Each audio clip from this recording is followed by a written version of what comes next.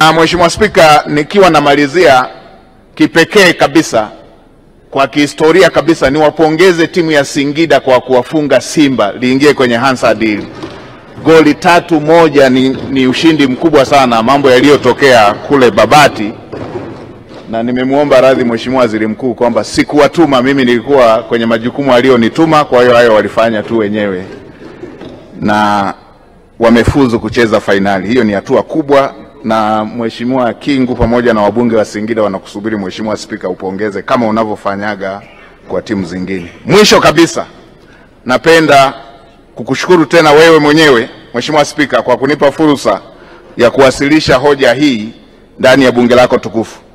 Mheshimiwa Spika na waheshimiwa wabunge na umma wa Tanzania, umesikiliza kwa umakini, na narudia tena, wasikose kusikiliza bajeti kuu ya serikali itakayoelezea mafanikio ya kihistoria yaliyofikiwa katika nchi yetu chini ya uongozi wa Dr. Samia Suluhu Hassan, tutakayowasilisha tarehe 12 Alhamisi ya wiki ijayo, panapo majaliwa ya Mwenyezi Mungu. Hotuba hii inapatikana katika tovuti ya Wizara ya Fedha ambayo ni www.mof.go.tz. Mheshimiwa Spika, kwa unyenyekevu mkubwa sasa naomba kutoa hoja. Waheshimiwa wabunge, hoja imeungwa mkono. Asanteni sana. Asante sana Mheshimiwa Waziri. Kabla hatujaendelea, wapo wageni ambao wako hapa ndani, ni watangaze kwanza, kisha tutamleta mwenyekiti aje asome taarifa yake.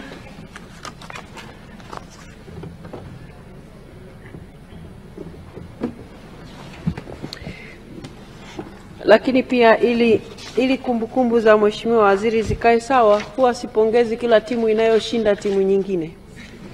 Huwa napongeza timu iliyopiga hatua fulani, kama ni hapa nchini au nje ya nchi. Na ndio maana hamjawahi kunisikia hapa nikiipongeza Mbeya City kwa kuifunga Stand United. Kwa hiyo sipongezi kwa magoli, napongeza kwa hatua, kwa sababu bunge hili ni bunge la wananchi, sio bunge kwa ajili ya ushabiki wa mpira, na kiti cha spika lazima pia kiwe na sura hiyo, sio sura ya kuegamia upande wowote wa timu. Kama ambavyo timu yoyote ambayo itashinda ligi kuu itapongezwa hapa ndani na kiti cha spika. Kwa hivyo sijajua itakuwa ni timu gani sijajua. Ama timu pia itakayoshinda kombe lingine itapongezwa. Kwa hiyo Mheshimiwa Waziri, uwe na amani kabisa. Hatupongezi kwa magoli.